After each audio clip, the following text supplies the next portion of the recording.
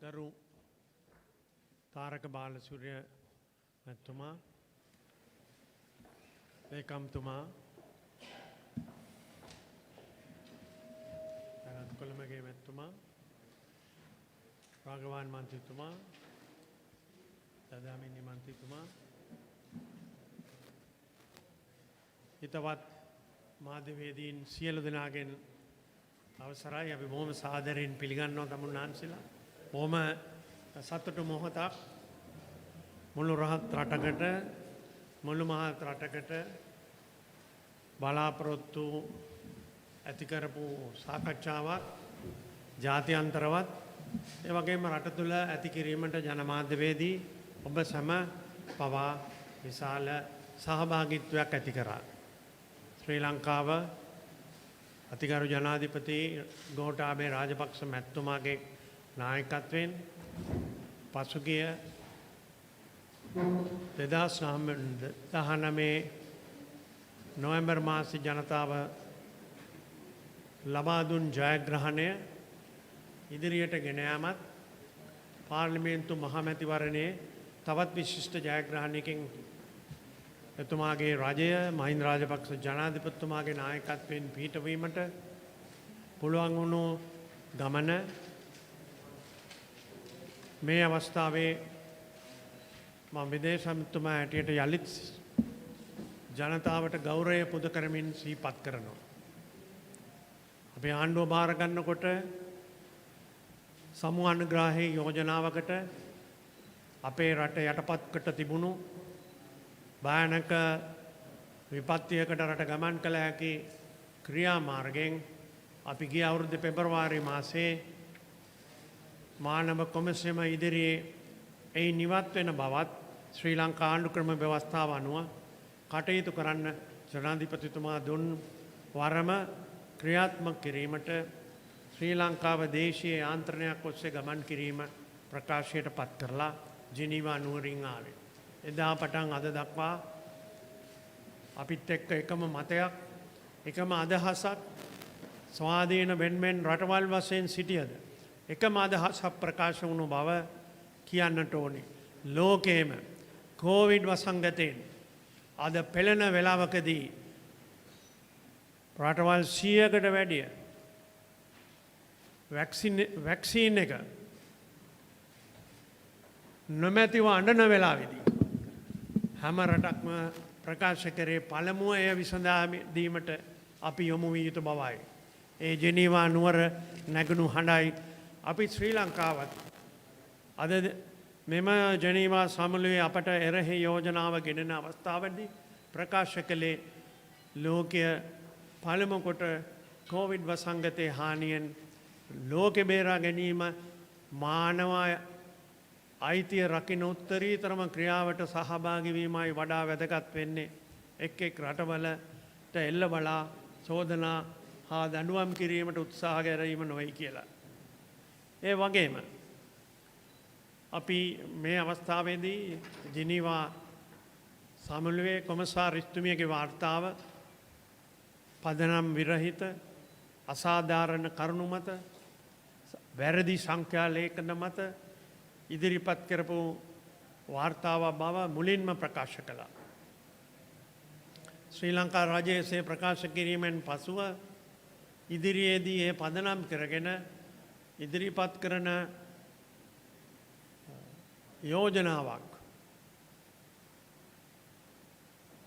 කොමිසම ඉදිරියට ගෙනෙන්නේ නම් සමාජික රටවල බහුතරය එයට එකඟ නොවී ප්‍රතික්ෂේප කරන්න කියලා ශ්‍රී ලංකාව ඉල්ලීමක් කරා. මම ඊටාම ගෞරවයෙන් කියන්න ඕනේ මානව කොමිසම එක්සත් ජාතීන්ගේ ප්‍රඥප්තියට පටහැනිව මානව කොමිසමට කටයුතු කරන්න බෑ. මානව කොමිසම ඇති කරපු මූලික යෝජනාවට පටහැනිව කටයුතු කරන්න බෑ. ඒ අයට ඕනකම තිබුණත් රටක් තෝරගෙන රටට විරුද්ධ යෝජනා සම්මත කරන්න එක්සත් ජාතීන්ගේ ප්‍රඥප්තියට පටහැනිව හෝ මානව කොමිසම ඇති කරපු විශේෂයෙන් එක රටකට එල්ල බලා ඉදිරිපත් කරන country specific resolutions ගේන්න බැහැ. ඒ මූලික සිද්ධාන්තවලට ප්‍රතික්ෂේප කරමින් බ්‍රිතාන්‍යත් ජර්මනියත් මලාවිය රටත් එකතු කරගෙන තව රටවල් දෙකක් මොන්ටිනේග්‍රෝ මැසිඩෝනියා එකතු කරගෙන කමිෂන් සභා සමාජිකයන් හැටියට ගෙනාපු යෝජනාවට මොහොතකට කලින් ජිනීවා නුවර මානව කොමිසමේ ඡන්ද විමසීමේදී බහුතරයක් ලබා ගන්න බැරි වුණා. මෙය ශ්‍රී ලංකාවට පමණක් නොව ලෝකේ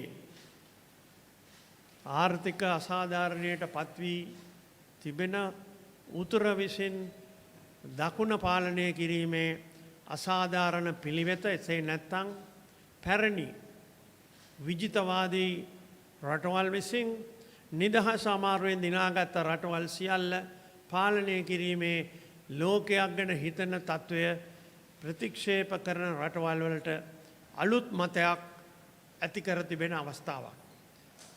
මා විශේෂයෙන් සඳහන් කරන්න ඕනේ අතිගරු ජනාධිපතිතුමත් අග්‍රාමාත්‍යතුමත් අපේ රජයේ සියලු අංශ මේ වෙනුවෙන් ලෝකයේ හැම රටක් සමගම අපට පුළුවන් ආකාරයේ මේ කෝවිඩ් වසංගතය තුල පැවති සමුළුවක් කිසිවකුට එහෙ යන්නට බෑ.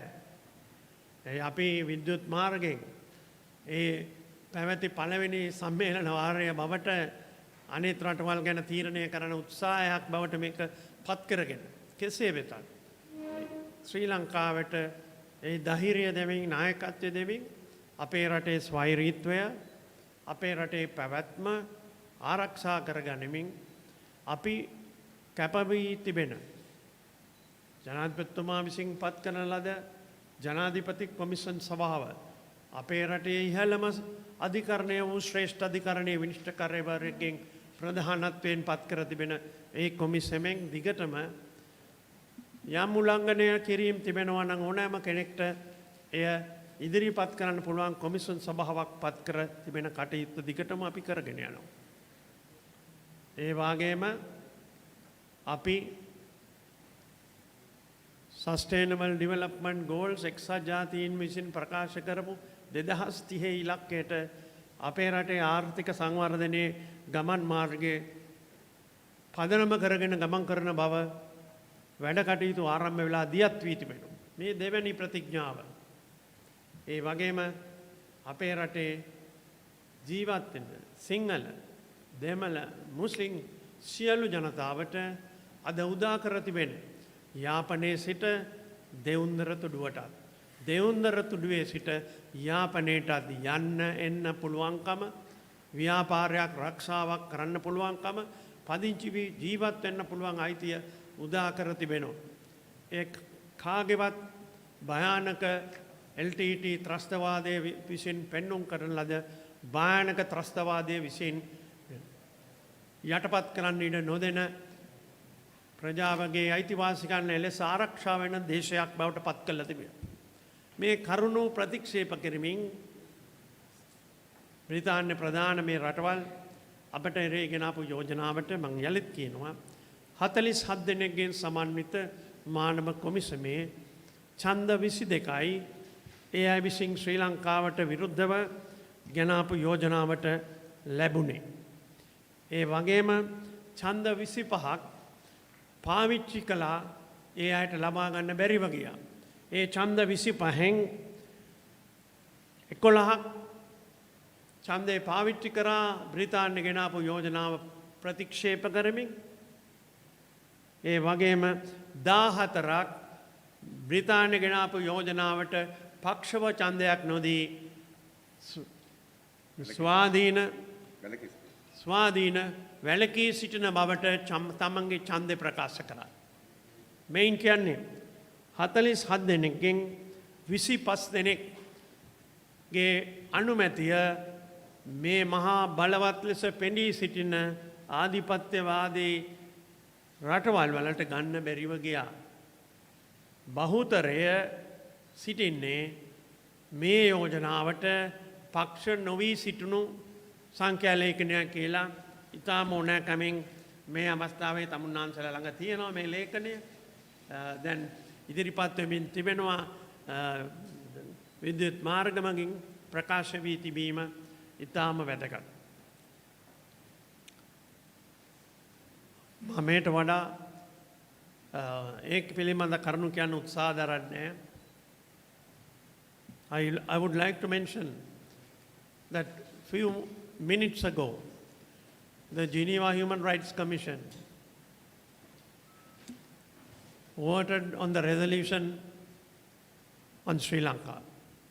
Again, Sri Lanka, moved by Britain, Germany, Montenegro and Macedonia, and supported by the Western powers who wants to dominate the global South. Our call, as well as today's call, was, if you listen and watch the voices of other countries, is COVID first. Let us defeat COVID and give vaccination to over 100 countries that are today asking for the vaccination. And it's not a time to be bringing country-specific resolutions like selecting country A, B, and C. This was the voice. And we shall not also support countries who are in the process of progressing, building better lives to people who have been lost their lives by terrorism, progressing in economic and other sectors in those countries. Sri Lanka was appreciated by all these countries who expressed their viewpoint.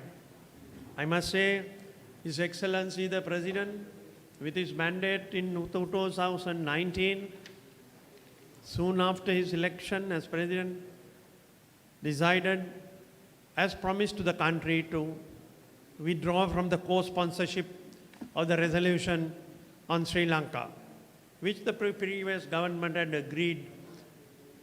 But constitutionally, it was not possible.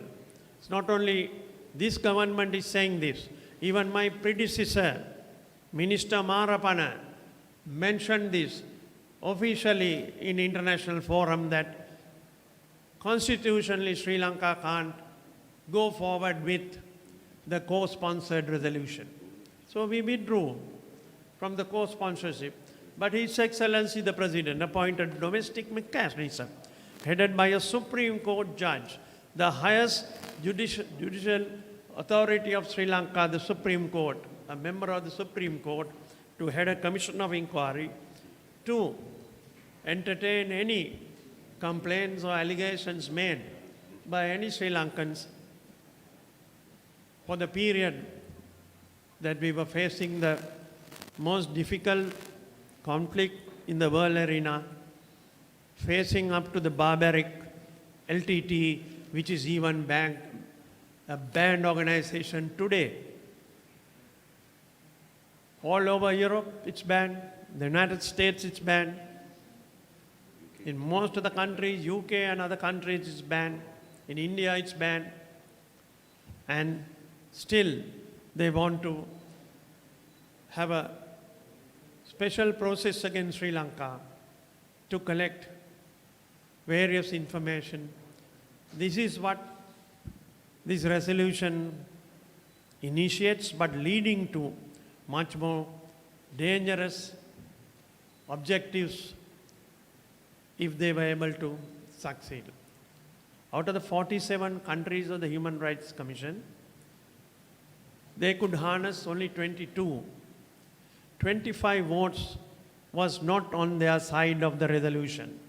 They did not say yes to the resolution.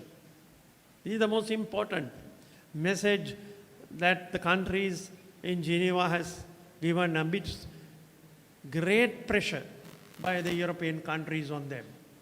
We thank all those countries who stood up for the defense not only of Sri Lanka, for the defense of all other countries, sovereign nations of the world. Because today it could have been Sri Lanka, and tomorrow it could have been any other country. The global south has stood up and clearly expressed the view that His Excellency the President, Prime Minister and the government of Sri Lanka very clearly stated before the Commission. Today, the voting pattern goes as out of the total 47, 22 for the resolution,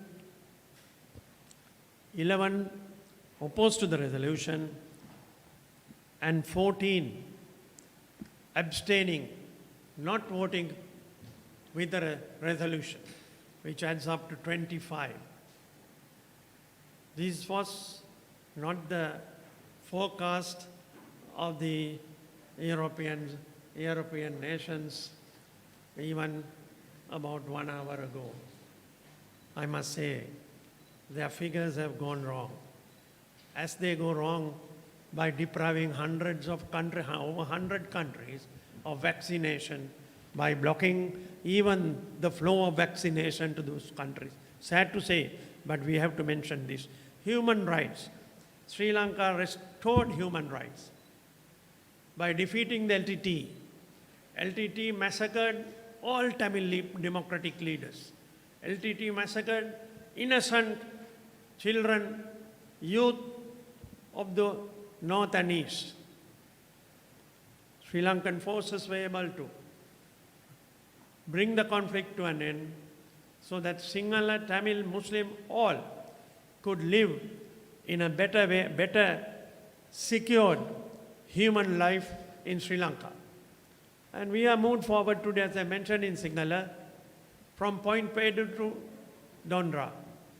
Dondra to Point Pedro. Anyone can move, any citizen can move up and down, travel, do business, engage in any vocation. That is the achievements of Sri Lanka's progress now. And the European countries have not understood the ground situation. The ground situation is that no one would question that. Tourists are wanting to come to Sri Lanka, to travel around Sri Lanka. If not for COVID, they would have been here. So we once again would like to thank all the countries that voted against the resolution, voted to abstain, not agreeing with the resolution against Sri Lanka. The call was made by China, a member of the Security Council. It was followed by Pakistan, Russia, also a member of the Security Council, and Cuba from Latin America. We have had most of the countries of Asia voting with Sri Lanka, more than the others. We have had the majority of African countries, the continent of Africa, not voting with the resolution, and countries of Latin America, South America, especially Cuba, Venezuela and Bolivia, voting against the resolution, thereby giving right across the three continents a support extending to this voice of the global south against the domination the way the Western powers are seeking. I don't want to go further and anything further. We also thank all of you all, even the media, who gave attention to this issue and gave enough consideration to make it an important debate across the country. We also understand the difficulties that most of the other organizations have faced amidst the pressure brought by the European nations. I would also like to add that one of the important countries of Asia, Japan, abstained and did not follow the European nations' call. And India also has abstained.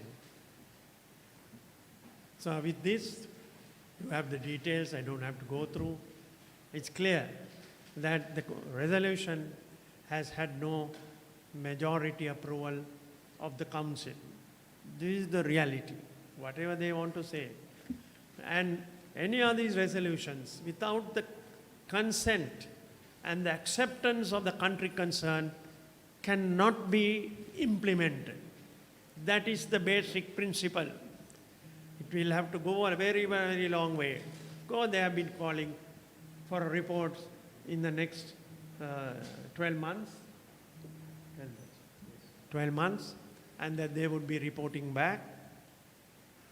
It's quite okay. We have been facing this in 2012. We faced this in 2013. We have faced this in 2014. As I mentioned, what the President has committed the country, our government will progress with human rights improvement as well as democratic rights as we have protected. We are the oldest parliamentary democracy in Asia. Parliamentary elections have been held. Presidential elections have been held. A mandate to the President and the government has been very clear. We hope, as we mentioned to the Human Rights Commission in Geneva, our commitments to the UN system will continue. We are members of all UN agencies, including our forces are serving in the United Nations peacekeeping forces. That is how Sri Lanka has been contributing and will contribute as we move along and make further progress. On behalf of the Foreign Ministry, myself, the Deputy Minister and the Secretary and other officials, I also would like to extend our sincere appreciation and to thank all our foreign missions, Sri Lankan embassies who have been extending all their cooperations and the officials, as well as once again to countries that have voted with us, who have given us strength, and strength to the global south to stand up in this current affairs, which is being today heavily lobbied to be conducted on the requirements of the Western European countries. Thank you.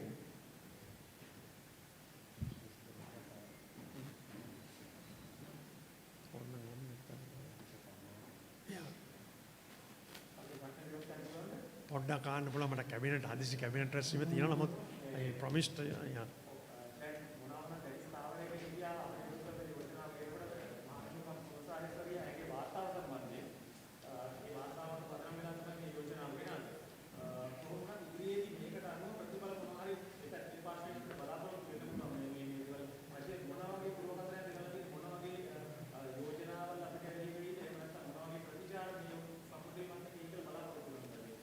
අපි සාමාන්‍යයෙන් මූලධර්මයක් හැටියට ඒ රට එකඟතාවයක් දැක්කොත් තමයි ඒගොල්ලන්ට අවශ්‍යතාවය සියලු දේ යෝජනාවේ සඳහන් සියල්ල කරන්න පුළුවන් වෙන්නේ. දැනුත් ශ්‍රී ලංකාව එක්සත් ජාතීන්ගේ ආයතන එක්ක වැඩ කරගෙන යනවා. මානව කොමිසම එක්කත් අපි කරුණු කියනවා. ප්‍රතිවිරුද්ධ කරුණු කියනවා. වැරදි කරුණු එළිදරව් කරලා තිනවා කොමසාරිස්තුමියටම. වැරදි හදාගෙනත් තියනවා සමහර වැරදි. ඉතින් අපි මේ රටක් හැටියට අපේ රටේ ස්වෛරී භාවය ස්වෛරීත්වය ආරක්ෂා කරන්න නිවැරදි තොරතුරු වෙනුවෙන් අනිත් හැම රටක් එක්කම කතාබස් කරනවා කරුණු කියනවා. ඒ නිසා ශ්‍රී ලංකාව අනුගමනය කරන දේශීය යාන්ත්‍රණය දිගටම ක්‍රියාත්මක කරනවා අප රටේ සියලු පුරවැසියන් වෙනුවෙන්.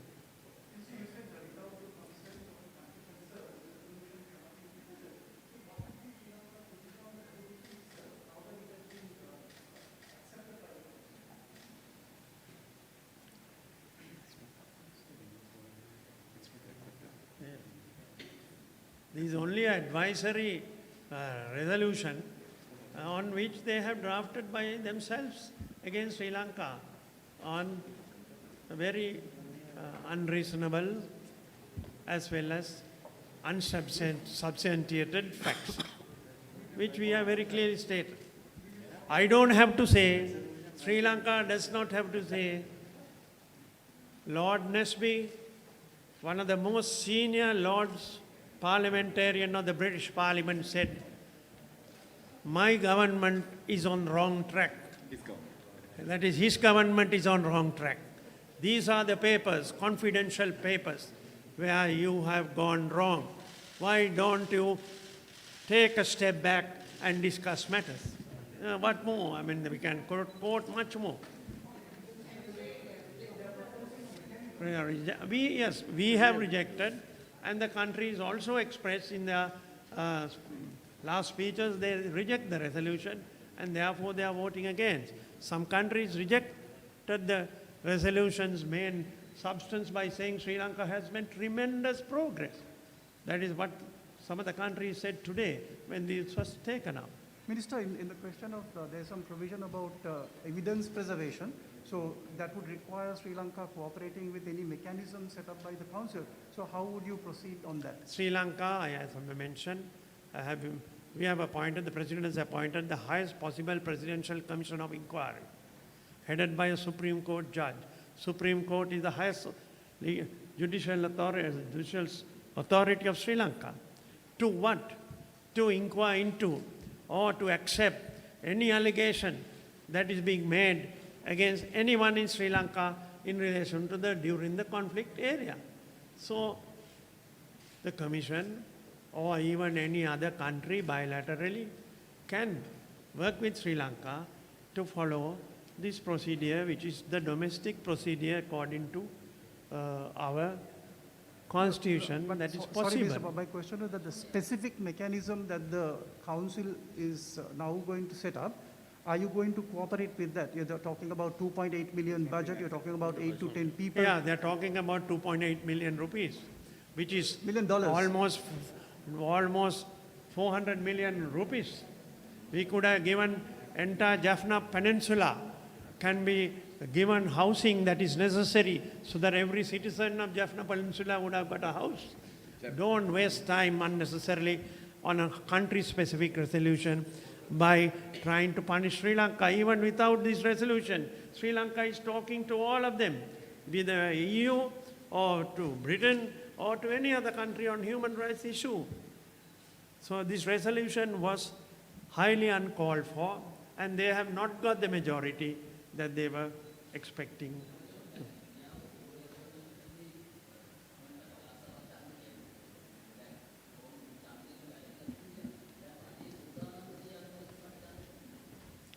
පළාත් සමාව ඡන්දේ තියවෙන්නේ නැත්තේ මානව හිමිකම් කොමසාරිස්තුමියක් දන්නේ නැහැ කියලා මං කිව්වේ. මේ මහ පොළවේ වෙන දේවල් දන්නේ නැහැ. ඇයි තිබුණේ නැත්තේ? මෙතුමාත් මමත් පාර්ලිමේන්තුවේ හිටියා. ඒ පනත සම්මත කරේ ඡන්දේ නොතියන්න. අපි එදා ඡන්දේ දුන්නේ නැහැ. පසුගිය ආණ්ඩුව සම්මත කරපු පනත පස්සේ ඒක ශ්‍රේෂ්ඨ අධිකරණයට ගියා. ශ්‍රේෂ්ඨ අධිකරණයේ අපේ රජය පැමිණෙන්නටත් කලින් කිව්වා මේ පනත වැරදි, නීති විරෝධී, මේ පනතෙන් පළාත් සභා ඡන්දේ තියන්න බෑ කියලා. ඒ නිසා මේ පනත අහෝසි කරනවද සංශෝධනය කරනවද කියලා ජනාධිපතිතුමා ඉතා පැහැදිලි ප්‍රකාශයක් කරා. ඒ අනුව කටයුතු කරමින් ඡන්දය පවත්වනවා කියලා. අපි ඡන්දයකට බය නැහැ. ඇයි බය වෙන්නේ? ජනතාවගේ හඬට. මහින්ද රාජපක්ෂ මැතිතුමා මේ සටන ඉවර වෙච්ච හැටි පරාජය දැක උතුරට ඡන්දේ දුන්නා. ඒ ඡන්දේ දුන්නේ අපි උතුරේ ජනතාවට, උතුරේ පළාත් සභාවක් අවුරුදු ගණනාවකට පස්සේ ඇති කරගන්න. අමතක කරන්න එපා. එහෙම අමතක වෙන සිද්ධි නිසායි මේ වැරදි ලෙස මේ යෝජනාවක් සකස් වෙලා කරගෙන තියෙන්නේ. ඇත්ත තත්ත්වය ලංකාවේ දන්නවනම් එහෙම වෙන්නේ නැහැ. ඒ අනුව කොච්චර කාලයක් යයිද පළාත් සභා ඡන්දේ තියන්න? පළාත් සභා ඡන්දේ තීමේ කාලය හැකිතරම් ඉක්මන් කරගන්න පුළුවන් වෙනවා. නමුත් නීතිය ශ්‍රේෂ්ඨ අධිකරණයට යන්න ඕනේ, පාර්ලිමේන්තුවට යන්න ඕනේ. කරපු වැරදි පනත් අවලංගු කරන්න ඕනේ ඡන්දේ තියන්න පුළුවන් මැතිවරණ නීතිය සම්මත කරන්න ඕනේ. ඉතින් අපි අධිකරණය කොවිඩ් ප්‍රශ්නේ තියෙනවා ඒක මැතිවරණ කොමිසමට බලයි. නමුත් අපි නීතිය නිවැරදි කිරීමට වැඩ කටයුතු දියත් කරලා තිබෙනවා.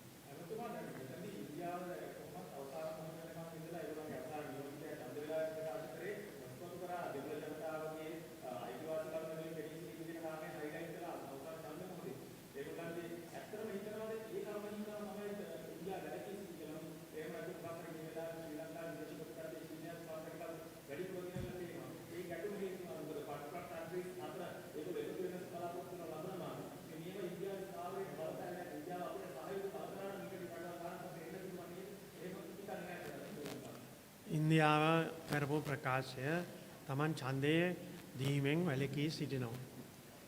ඡන්දය දීම ගැන කිව්වොත් කියන්නේ ඒකනේ. මම අපි ඡන්දය දෙනවා බ්‍රිතාන්‍ය පැත්තට කියලා කිව්වේ නෑනේ. දුන්නේ නෑ. හොඳයි එහෙම බලමු. ඒ කාරණේ එහෙම බලන්න පුළුවන් නම් එහෙනම් එහා පැත්තට දෙන්න පුළුවන්කම තිබුණා. දුන්නේ නෑ. අපි පළාත් සභා ඡන්දේ වහාම තියන්න උත්සාහ කරලා කරන්නවද කියලා ඒ කාරණේ උඩ ඒත් අපිට විරුද්ධව ඡන්දය දෙන්න තිබුණා. ඒක පාවිච්චි කරේ නෑනේ. ඉන්දියාව ද්‍රවිඩ ජනතාවගේ කාරණාව එදා සිට කියන කාරණාව. හැම ආණ්ඩුවක් එක්කම හැම රජයක් එක්කම ඒ කාරණාව කියනවා. ඒ ගැන ගැටලුවන්නේ ටික ටික ඒ අනුව යම් යම් කටයුතු සිදු වෙලා තිබෙනවා. ඉතින් අපි විශ්වාස කරනවා ඉන්දියාව මිත්‍ර රටක්. අපි හිතන්නේ නෑ ඉන්දියාව අපේ මිත්‍ර රටක් නොවේ කියලා. ඒ අනුව අපි කටයුතු කළා තියෙනවා. ඒක ඉතින් ඉන්දියාවෙන් අහන්න ඕනේ.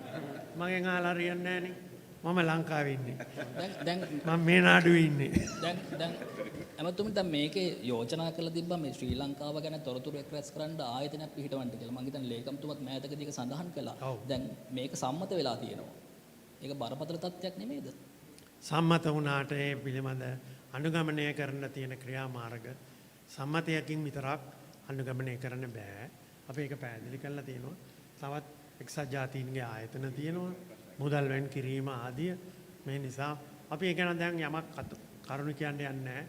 වෙනමම අපි ප්‍රෙස් කොන්ෆරන්ස් එකක් අපේ ලේකම්තුමාලා අපි පවත්වනවා. දැනට තමුන්නාන්සලා අපි මේ කාරණේ කියලා ශ්‍රී ලංකා වාසී ජනතාවට මේ තීන්දුව ඉතා පැහැදිලි අර්ථ නිරූපණයක් අපි ඉදිරිපත් කරා.